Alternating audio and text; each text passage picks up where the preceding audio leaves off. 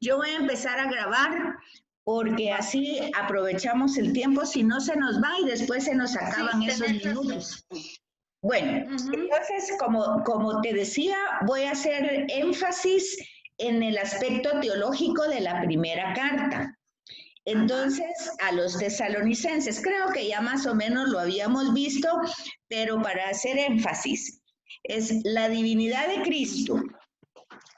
Eso es lo que intenta en su carta él dejar pues a los tesalonicenses como que lo comprendan bien después del anuncio del querigma. ¿Quién era Jesús? Pues básicamente Dios, ¿verdad? Su divinidad.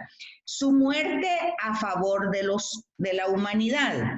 Su resurrección. O sea, es interesante ver que él no empieza ni con sus milagros, ni con sus exorcismos, sino básicamente es Dios, muere, la causa de su muerte es por amor a nosotros, a la humanidad, Dios lo resucita, él da el Espíritu Santo como promesa y como regalo, y la unión del creyente tiene que ser con el Señor. O sea, la unión, para que haya comunidad, primero tiene que haber, cada persona tiene que unirse con el Señor, y de ahí así es como se forma la comunidad.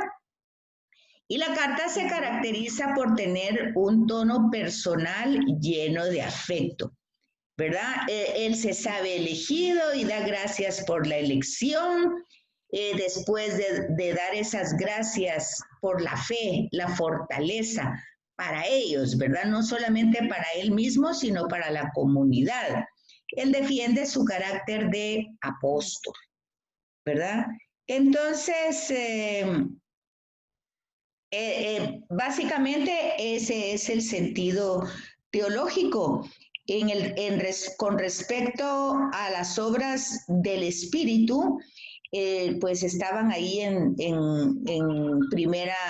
la primera Tesalonicenses capítulo 1 versículo 5, que él no anuncia falsedades, ni sus opiniones, ni lo hace por avaricia, ni lo hace por vanidad, sino es una acción, él permite al Espíritu que actúe en él. Entonces no anda buscando agradar a personas, sino a Dios, que es el que sondea los corazones. Y entonces ahí es donde hace énfasis de que él ha trabajado y para ganarse la vida, que no se está aprovechando de este ministerio para sacar dinero, ¿verdad? Ese es básicamente el tema de la primera Tesalonicenses, ¿verdad? ¿Ves que no ha entrado nadie más? Ahora, el aspecto teológico de la segunda, vamos a ver que como es una ciudad marítima, hay mucha gente holgazana, ¿verdad? Sí. Sí, porque un amigo sacerdote de Nicaragua me decía, ¿sabes qué pasa con la gente de Nicaragua? Como el lago les da de comer, no quieren trabajar, dice. Entonces a veces es eso, ¿verdad? El mar les da de comer, entonces pues ahí pasan todo el día vagando. Entonces los anima a que perseveren en la fe, a que trabajen para que no estén haciendo comentarios banales y metiéndose en la vida de todo el mundo, ¿verdad? Y puntualiza su doctrina sobre el regreso del Señor, o sea, la parucía. Dice que ese regreso, que va a regresar, pero ya en la primera carta él se atreve a decir que es en su momento de él. Ya en esta carta él ya pues se da cuenta de que no se sabe cuándo es que va a regresar. Pero mientras está ese regreso, pues van a aparecer muchos que van a... Ya empezó la clase.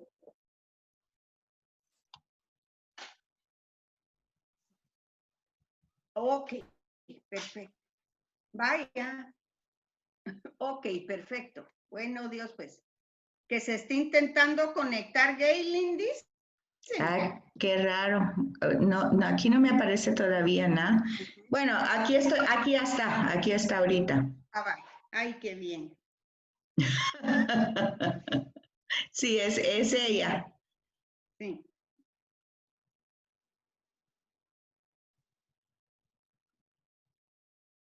Ahí está. Por lo menos donde 2 o 3 se reúnen, ahí estoy yo presente. Ya estamos las 10. Entonces ya estaban en 2, pero ahora ya estamos en 3. Entonces, decíamos de que la vuelta del Señor es inminente, pero ya en esta segunda carta ya él no pone una fecha, ya no tiene las expectativas que sean en esa generación, pero se da cuenta que mientras eso sucede, van a haber muchos que van a anunciar un mensaje distinto y a esos les va a llamar anticristo. Fíjate que eso es interesante, porque desde las primeras comunidades hubo eso, personas que anunciaban un mensaje distinto y personas que se adherían por gusto. Esos fueron las herejías, ¿te acordás? Lo que estudiaron en Historia de la Iglesia. Era un mensaje distinto, un mensaje sí de Jesús, pero la herejía una parte la tiene como una parte es verdadera y la otra parte está distorsionada, ¿verdad? Entonces, eso fue desde los primeros momentos, incluso cuando se habla de la elaboración de los apócrifos, es eso, están anunciando a Jesús, pero distorsionadamente. Entonces es interesante que él diga que la apostasía y la aparición del anticristo se van a dar antes de la venida del Señor. Y por eso creo que él generalmente va a pensar de que esa venida es inminente porque ya se está dando en su momento histórico.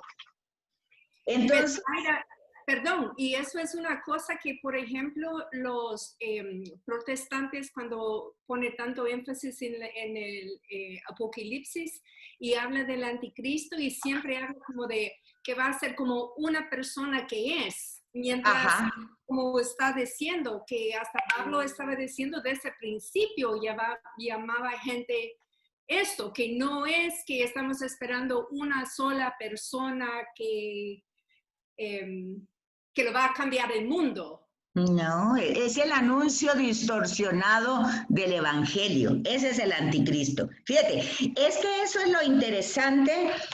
Mire, aquí es lo que hemos dicho como clave de lectura de la Sagrada Escritura. No podemos sacar un versículo y darle la interpretación que yo quiero, sino que realmente tiene que entrar en todo el hilo conductor del texto. Entonces, si Cristo lo que dio es un mensaje de amor, un mensaje de salvación, el anticristo tendrá que ser alguien que da un mensaje distorsionado. Y entonces es interesante que uno conozca un poquito la historia de la iglesia y cuando uno conoce las herejías, uno se da cuenta desde el primer momento se distorsionó el mensaje.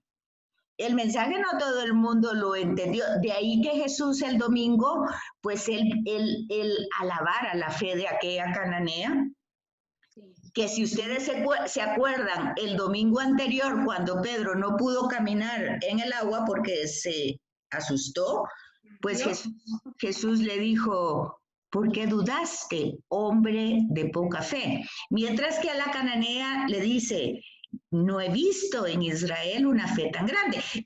Uno tiene que conectar en esa línea.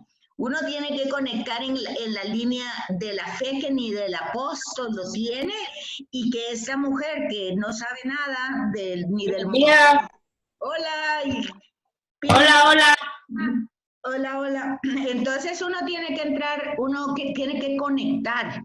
Y si no le hace decir al texto lo que el texto no ni siquiera tiene interés de decir.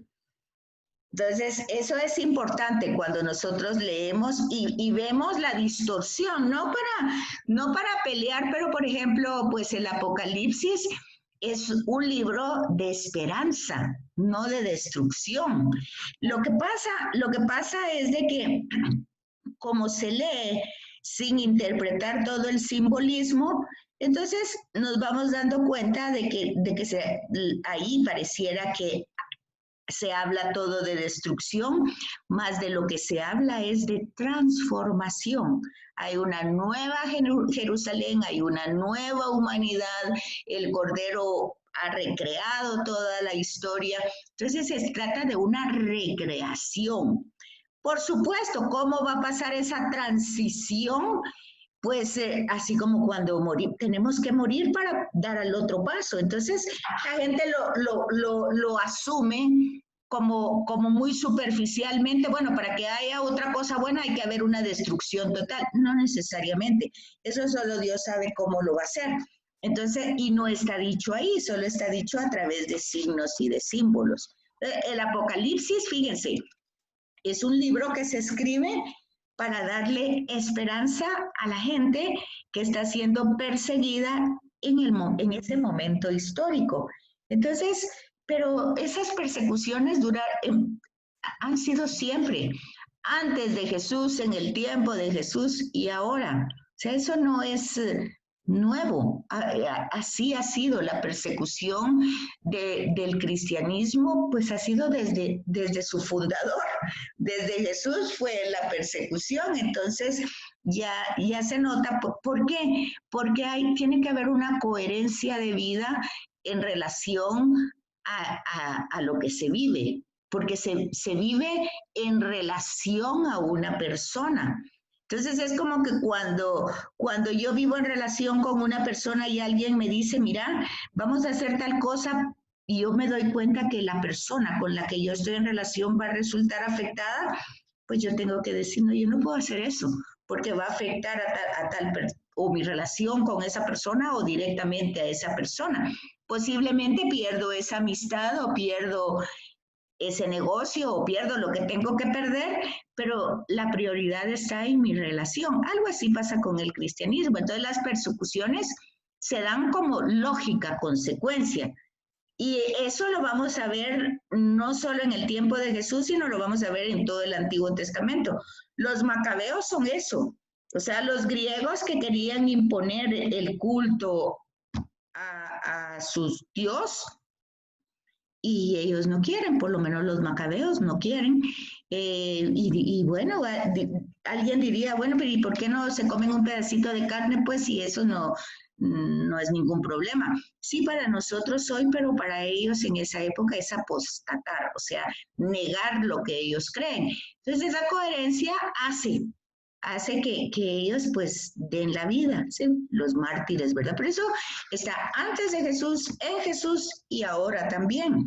Entonces, como poner eso como un signo de que ya se va a acabar el mundo, pues todo se acaba, todo pasa y todo va a tener una transición. No sabemos cómo va a ser porque Jesús no lo dijo, pero epidemias, pandemias, enfermedades, terremotos, temas naturales han existido siempre y seguirán existiendo.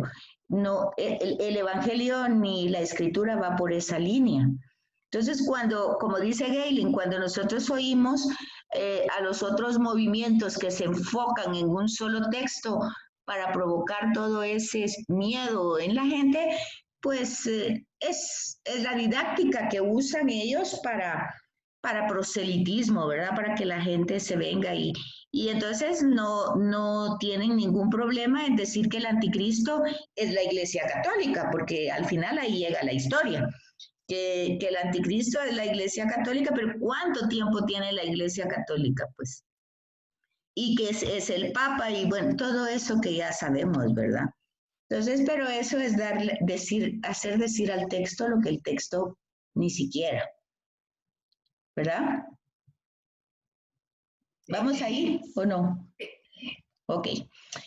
Bueno, entonces ya después de habernos enfocado y terminado la carta a los tesalonicenses, que Galen decía, yo no sé por qué apunté carta a los corintios, porque yo les dije, si tienen un tiempecito, lean un poquito porque la otra semana vamos a ver la primera a los Corintios, por eso.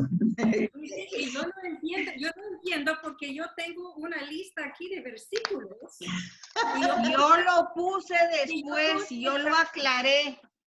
No, sí, yo vi que usted lo puso, pero yo no sé, yo solamente abrí mi cuaderno y decía tarea y puse Carta de los Corintios y después tengo varios versículos. Ya. Ajá, porque no es raro, porque es que yo les dije eso, les puse, lean, si pueden, entren al texto de las cartas y lean la carta a los Corintios. Pero para que ustedes entiendan el final de la carta a los tesalonicenses, y entonces les dije, ¿quién es Dios? Jesucristo y el Espíritu Santo, y les di las citas de las tesalonicenses. Entonces esa fue la cosa. Pero ya está bien. Entonces hoy entramos ya a la sesión 10. Sí. Esto ya lo tenemos, ya lo vimos Pablo la segunda, ya eso ya lo habíamos visto. El aspecto teológico es lo que les estaba diciendo. Aquí estábamos, ¿no? Sí, aquí estábamos. Entonces, la apostasía es eso, la negación y la aparición de los anticristos. Y aquí está, miren, ¿quién es el anticristo? San Pablo lo deja en el misterio. Solo advierte que no se dejen impresionar. Quien no quiera trabajar, que no coma. El apóstol habla de la venida del Señor y cuando triunfe sobre la muerte será glorificado en sus santos, resucitando a los muertos y presentándolos al Padre. Ese día se clausurará la fase terrestre del reino. Si ustedes observan,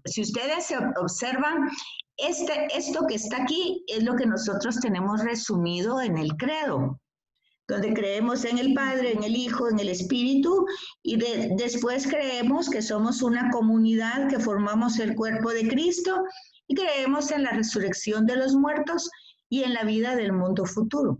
¿Se fijan? Entonces, se supone que eso es lo que nosotros creemos. Y entonces, aquí tenemos en el tema escatológico, es una parte que ustedes tienen al final como lectura, la escatología en la página 95. Entonces, hay distintas concepciones de escatología, quiere decir la vida después de la muerte. Entonces, claramente hay distintos enfoques, por lo que se llama distintas teologías, distintas maneras de comprender. Por ejemplo, en el aspecto judío, ellos no tenían ni infierno, ni purgatorio, ni cielo. Ellos tenían el Sheol. Los helenos tenían el Hades. Y la concepción cristiana es a partir de la resurrección de Jesús, es la que va a ser diferente. Y la apocalíptica que va en esa línea. ¿Sí se fijan, verdad? La helenística es la del Hades, que es muy parecida al Sheol de los judíos, y la única diferente es la cristiana, que habla de una vida después de la muerte. Entonces, aquí están las citas que teníamos visto. Y entonces San Pablo lleva el mensaje cristiano en todo tiempo y lugar. Ustedes se dieron cuenta, estuviera en el barco, estuviera en la tormenta, estuviera preso, estuviera perseguido, bueno, él lo lleva. Dios lleva la iniciativa y hace fructífera la predicación del Evangelio. Es consciente Pablo por su propia experiencia que la elección a trabajar es de Dios. En consecuencia, es un acto de amor de su Hijo Jesucristo, quien sostiene la esperanza, y el Espíritu Santo hace persuasivas las palabras del predicador y llena a quien la acoge de gozo inefable. Fíjense que, no sé, aquí, en esta parte que tienen aquí, yo les haría un paréntesis con la lectura de hoy del Evangelio y la de ayer. No sé si ya estuvieron en misa. Sí. Ayer son las parábolas, ¿verdad? El reino de Dios se parece, igual ayer, igual hoy. Entonces vean ustedes, el tema de hoy es escatológico. No sé si se dieron cuenta. Sí. El banquete es un banquete escatológico, o sea, pero ustedes se dan cuenta que en la narración de esa parábola hay exageraciones. Se llaman hipérboles, es una forma literaria donde se exagera todo. Porque imagínense ustedes que bueno, pues primero todo el mundo no quiere ir al banquete, luego resulta que matan a los que van a invitar, ¿verdad? Y todas esas exageraciones que se dan.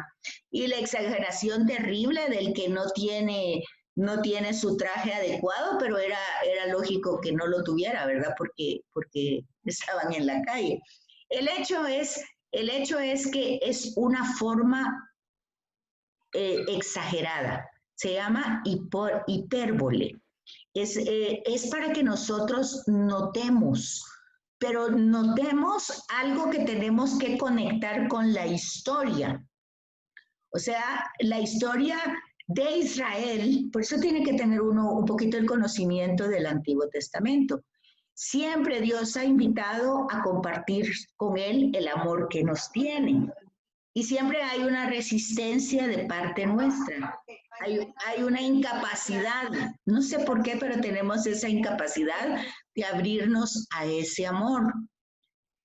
Nos quejamos que nos falta amor o que nadie nos quiere, pero ahí está ese amor, pero algo pasa que no lo podemos aceptar. Es una deficiencia nuestra. Entonces, esa historia ha permanecido en Israel siempre.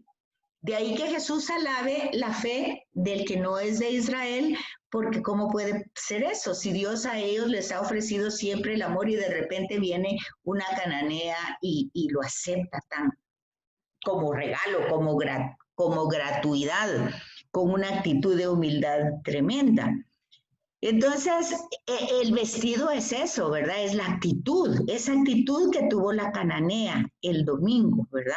Esa actitud que ve como regalo las migas que caen de la mesa y que los perritos la disfrutan. No se preocupan si son migas, restos, sino que simplemente lo disfrutan como un regalo. Igual ella solo disfruta de lo que pueda buenamente darle, aunque sea poco. Ese sentido de gratuidad es el del vestido de hoy, que no tenemos, porque de alguna manera nosotros creemos en alguna parte de nuestro ser que las cosas pasan por méritos, ya sea que porque somos muy, muy católicos, que desarrollamos muchas cosas, no sé yo por qué tantas historias. El tema es de que el regalo, es sin mérito, es gratuito, es don, es amor, no lo merece. Todo eso está implicado con el traje hoy. Eso mismo estaba ayer con el reino de Dios, que se parece a toda la gente que está sin trabajar y la llaman en el último momento. Ayer reflexionábamos en otro grupo y alguien decía, pero fíjense ustedes, a ver si ustedes están de acuerdo. Dice, y se los pregunto porque son los procesos que nosotros tenemos que hacer. Nosotros no tenemos que dar nuestras opiniones, sino tenemos que ver qué es lo que dice Jesús en relación a lo que está hablando. Bueno, ya vimos hoy los dos del reino de Dios. Veamos ayer. Entonces, humanamente se ve injusto que el que trabaja solo media hora le paguen lo mismo que el que trabajó todo el día, ok. Pero aquí hay que tener muy claro para quién se está trabajando. Y se está trabajando para el reino de Dios. Igual aquí, en el de hoy, el banquete es un banquete del reino. O sea, no es cualquier banquete. Igual que ayer tampoco era cualquier viña. Eso es como principio para comprenderlo. Para quién se está trabajando. Entonces, cuando se trabaja, ya sea desde chiquitito o ya sea la última parte de la vida, el ocaso de la vida, pues se da lo mismo. Entonces alguien del grupo decía ayer, sí, pero yo ya oí una interpretación que a mí me parece. La persona que sirvió desde el principio ha gozado de todas las bendiciones de Dios, porque ha estado en relación con Él toda la vida. ¿Qué dicen ustedes? ¿Están de acuerdo con esa interpretación? Pues sí, porque has estado y vivido cerca de Él. Entonces se ha beneficiado de toda su misericordia. Pues yo creo que no. Ha sabido apreciar. A ver, Pini, ¿por qué no? Porque entonces la parábola del hijo pródigo, ¿para qué nos sirve? Eso fue lo que yo dije, ayer. Entonces, ¿dónde quedó el hijo? Exacto, ¿dónde queda? Ajá. Aunque sea tarde, no, pero arrepentido el corazón, vale la pena. Exacto. No, es que solo va a tener uno, no. Es que uno ha sabido aprovecharlo y el otro que llega tarde, pues también, pero si arrepiente. Pero eso no quita la pregunta. Eso no quita la pregunta de Zaida. Todos, aunque sea tarde, tienen derecho. Exacto. Por supuesto. No, la pregunta es así. Que no es pregunta, ayer dijeron eso, no, es que yo pienso... reflexión. Sí, era la reflexión que hicimos ayer, que decía, el que trabajó desde las 6 de la mañana, por decir así, tuvo la bendición de del Señor siempre y gozó con su presencia. Y yo dije, bueno, entonces, ¿dónde quedó el hijo mayor de la parábola del hijo pródigo? Estuvo toda la vida con el padre, pero ya vio que no gozó, no disfrutó, sintió que su padre era alguien que lo tenía casi castrado, ¿verdad? Y entonces luego, sí, estaba así todo. Y entonces todavía el padre le dice, pero si todo lo mío es tuyo, pero él no había entendido eso. Entonces se puede estar, por eso de ahí va otra conexión que dice, no todo el que dice Señor, Señor tiene que ver conmigo. Sí. Vean cómo puede ir conectando uno para no dar su opinión, no decir lo que yo creo, no, lo que dice el Evangelio. Entonces, claro.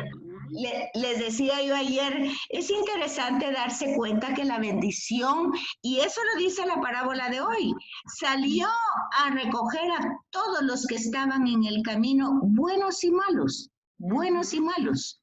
Eso lo dice así específicamente. Para todos. Para todos, o sea, todos tienen la bendición, todos. Pero, porque si no, ¿dónde estaría la misericordia y el perdón de Dios? No existiría. Exacto, pero no todos van a ese encuentro con esa actitud de gracia. Actitud es muy importante. Porque sí, la actitud, ese es el traje de hoy. Entonces vean que eso es lo que Pablo va a ir ya desarrollando como una práctica, pero sacando desde la enseñanza claramente de Jesús, no inventándolo. Entonces dice, las palabras del predicador son persuasivas, pero no porque él tenga mucha capacidad retórica, sino porque es la acción del Espíritu que lo llena. Y esa persona acoge esa acción del Espíritu con gozo. Y entonces van a haber sufrimientos, complicaciones, todo lo que hay en la vida va a haber, pero va a ir saliendo adelante porque está haciendo lo que debe de ser, trabajando para quien él quiere trabajar, o sea, para la viña. Bueno, ahí es donde terminamos, eso lo tienen ustedes en la última página, en la página 95-96 de el Cartapacio. Tienen la palabra escatología, parusía, apostasía. No tengo COVID, pero algo me pica en la garganta. Bueno, entonces... algo similar. No, algo ahorita, es que me comí un banano antes de empezar y como que se me quedó por ahí. Bueno, entonces ahora tenemos la carta a los Corintios. ¿Se acuerdan ustedes que habíamos ubicado el puerto? Era un puerto, ¿verdad? De la provincia de Acaya. Y entonces ahí era muy importante ese puerto. Pero también como era muy importante y ahí estaba una residencia romana, entonces pues la vida era así como muy jacarandosa, ¿verdad? Está como no solo Corinto, sino tenía otro lugar cercano al mar Egeo, y entonces también había otro puerto. Entonces la población era abundante, el intercambio de culturas también, la riqueza cultural que se daba ahí era tremenda, pero así también era la vida, ¿verdad? Y ahí habían colonias judías. Este puerto de Corinto, dice el folleto en la página 97, aunque era importante, dice, era la menos griega de las ciudades griegas. O sea, había sido ya tal el tema romano en ese lugar que era la menos griega. Pero en lo que toca a las religiones, pues ahí había culto para todo, ¿verdad? Para todos los dioses griegos, egipcios, romanos, y había un gran sincretismo en eso, ¿verdad? Una gran mezcla.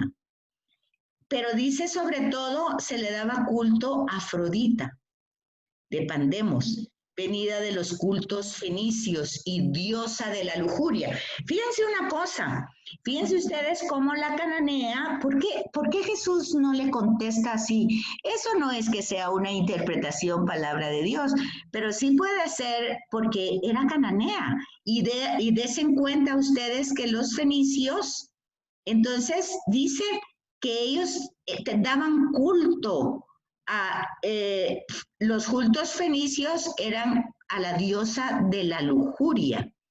Y Afrodita era servida por 1000 prostitutas sagradas. Y no había en la ciudad, en la ciudad que no tuviera sucursales de estos cultos. Entonces también acuérdense ustedes que Jezabel era fenicia, ¿se acuerdan ustedes? Y entonces también era un tema de brujería y un tema por ese tema de tanta idolatría. Entonces, posiblemente, pues Jesús al ubicarla, pues no quiere ser confundido con esos personajes de la religión de ella, puede ser. Eso no es que esté dicho, pero conociendo uno un poquito la historia, y es que uno no va a defender el comportamiento de Jesús, pero como para poder comprenderlo, me captan lo que les digo. Sí. Que uno, ahí es otra vez lo que les digo, tiene que conectar uno un poquito con la historia para no asustarnos tanto de la reacción que tiene Jesús, sino más bien conociendo la historia, pues imagínense, si cuando está hablando con la samaritana los apóstoles se asustan, entonces aquí que es la cananea, pues imagínense ustedes, ¿verdad? Entonces, puede ser, no es que, es de muchos comentarios que hay, ¿verdad? Pero no está lejos de que pueda ser algo así. Entonces dice, ya vimos que esa carta fue escrita más o menos en el año 57, vísperas de la Pascua. El apóstol utiliza imágenes relacionadas ¿se acuerdan? Que había habido una carta anterior, ¿se recuerdan? ¿Aló? Anterior. Que no tenemos, pero que aquí en esta carta, él hace mención a una carta que ya escribió a los corintios, ¿se recuerdan? Se recuerdan que tenemos cuatro cartas a los corintios, pero canónicas tenemos solo 2. Pero lo sabemos porque en esta carta él hace referencia a una anterior. Vale. No, yo no lo sabía. Y en la segunda carta hace referencia a otra anterior. Entonces tenemos 4 cartas a los corintios porque él hace referencia en las cartas a la carta anterior, pero canónicas tenemos solo 2. ¿Sí? No sabemos si son cuatro. Sí, pero canónicas son 3. Son dos a los Corintios. Primera y segunda Corintios. Ah, ok, perdón. La otra es Colosenses. Bueno, entonces por eso nosotros podemos, no, ¿qué pasó con las otras 2 cartas? No sabemos, pero él hace mención a ellas, entonces tuvo que haber existido. Entonces, dice Pablo, había escrito anteriormente, aquí lo dice en la ocasión de la carta, dice, Pablo había escrito anteriormente una carta a los Corintios, que no ha llegado hasta nosotros, llamada precanónica, tratando de corregir graves desórdenes, pero la situación no mejoró. Entonces, eso ya lo habíamos visto anteriormente, pero aquí está repetido. Y miren, ahí se acuerdan que se vuelven a conectar de la misma forma, ¿verdad? Porque en un rato se va a cancelar. Va. Gentes de la casa de Chloe llegan ahora a Éfeso y le informan al apóstol sobre esas discordias que hay en Corinto. Unos se proclaman que son discípulos de Pablo, otros de Apolo, otros de Cefas y otros de Cristo. Pero vean qué cosa, ¿verdad? Ahí es lo que decíamos anteriormente. La predicación es diferente. Porque entonces pareciera que es diferente lo que dicen los que son discípulos de Cristo, a los que son discípulos de Cefas, a los que son discípulos de Apolo, a los que son discípulos de Pablo. Eso pareciera aquí cuando la iglesia la iglesia católica en las distintas parroquias no quiere una sola predicación, digamos, los de colores, que los de los catecúmenos, que los...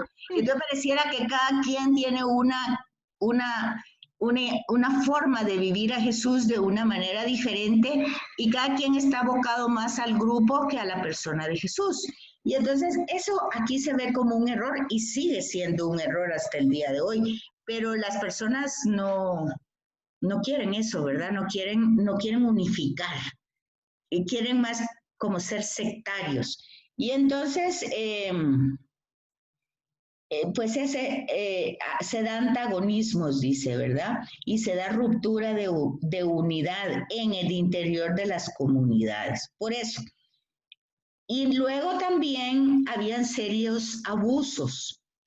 Pues ya saben ustedes que están en ese puerto y el tema pues de los cultos. Entonces hay problemas con la castidad, se ha llegado al incesto, hay pleitos en ellos que van a los tribunales paganos, por supuesto, porque eso es lo que existía. Y algunas mujeres, pues acuérdense cómo es la vida de un puerto, ¿verdad? Todavía el día de hoy. Ustedes van al puerto y se les ocurre ir a misa porque no fueron a misa y van y ustedes ven que van casi en calzoneta, ¿verdad? A la misa porque hay mucho calor. Y el padre acostumbrado y todo el mundo acostumbrado a eso. Entonces, pero bueno, aquí dice eso, ¿verdad? Se comportaban sin decoro en las reuniones litúrgicas. Y se habían introducido también desórdenes en la celebración eucarística. Fíjense, todas esas cosas pasan desde aquel tiempo hasta el día de hoy. Esas comunidades que existían habían sido formadas por otros apóstoles, pero de todas maneras habían una serie de dudas. Y entonces ese es el motivo de la carta.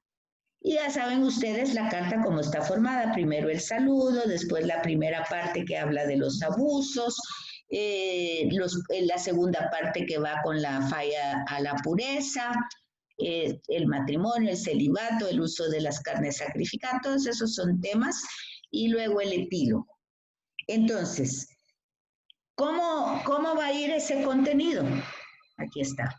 Bueno, capital de la provincia de Acaya, vivía el procónsul romano, construida por Julio César en el año 44.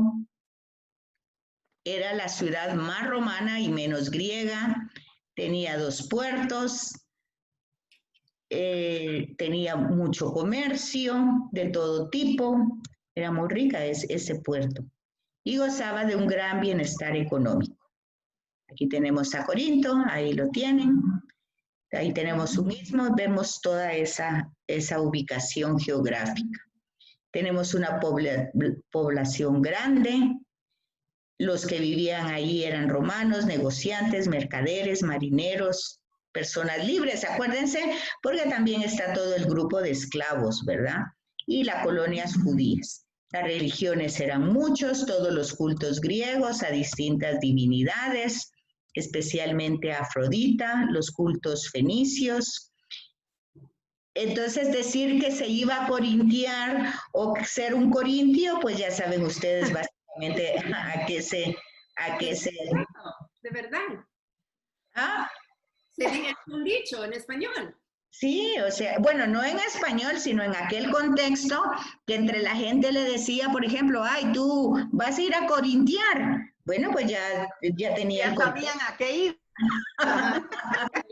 Ya sabían que iban a la perdición, ¿verdad? Ahí sí que como cuando, algo similar que cuando ustedes oyen a un amigo que dice, voy a ir al puerto. Y entonces uno les pregunta, ¿y con quién vas a ir? ¿Vas a ir solo? No, ¿yo para qué voy a llevar cocos a Escuintla? Algo así contestan. Sí, cocos al puerto. ¿Verdad? Algo parecido. O sea, ya se sabe lo que, ya no hay que preguntar más porque uno, ya entendí, ok. No seguimos con la conversación. Algo así, ¿verdad? Y entonces, pues ahí tenemos a la comunidad judía que le rendía culto, pues, a Dios, ¿verdad? Y ya en los libros de los Hechos, pues ya habíamos visto algo. Habíamos visto que él está en ese invierno la primera vez, que se quedó los 18 meses, que conoció a Aquila y Priscila, que se hospedó en su casa, que fue rechazado por los judíos. Eso fue en todos los lugares, que hubo conversiones y que después, al final de su estancia, fue denunciado por el procónsul y tuvo que huir, ¿verdad? Y bueno, tuvo todo aquel proceso de juicio. Entonces, tenemos esa fecha del 57, utiliza imágenes relacionadas con la Pascua, por lo que habla del pan ácimo, que se dan cuenta ustedes que es sin levadura, y de la vida cristiana. Compara la vida cristiana con los corredores de un estadio. O sea que él utiliza muchas imágenes para que la gente comprenda, ¿verdad? Y a lo que habíamos dicho, que había escrito una carta antes que no tenemos, que se llamó precanónica, que trataba de corregir los grandes errores que habían, desórdenes, pero que las cosas no mejoraron. Y entonces cuando llegan a contarles que eso continúa, las discordias y divisiones, pues Pablo percibe que hay un serio peligro de unidad, que habían abusos de todo tipo. Entonces aquí vamos, en la carta, ¿verdad? En el contenido. Claramente ya vimos desde el principio que él no tiene una intención de desarrollar una teología, no es eso, sino que más bien él quiere orientar, o sea, el tema es catequético. Entonces, por eso tiene un esquema pastoral, ¿verdad? Porque es como un pastor que va como guiando a su rebaño. Y las dos partes grandes, o sea, que desarrolla mucho es la introducción y el epílogo, pero también lo que vemos que empieza con el saludo de siempre, dando gracias a Dios, aborda los abusos que hay. Y la segunda parte, que es la que ya vemos, que dijimos, que es el matrimonio por los excesos que habían de todo tipo y por la forma como ellos vivían, incluso dentro de la liturgia cristiana, ¿verdad? Y el epílogo menciona la colecta de esa iglesia que hubo para Jerusalén. Bueno, en un segundito se va a apagar. Y ustedes se vuelven a conectar, ¿verdad? Okay. Sí, no sé si por ahí tienen dudas o preguntas para mientras. No. Todavía hay. Ok, aquí tienen varias citas que las pueden ir buscando en lo que se conectan. 1 Corintios capítulo 11 del 2 al 15, del 17 al 29, capítulo 12 del 12 al 30. Ya los apunté. Ok. No, ahorita se nos borra.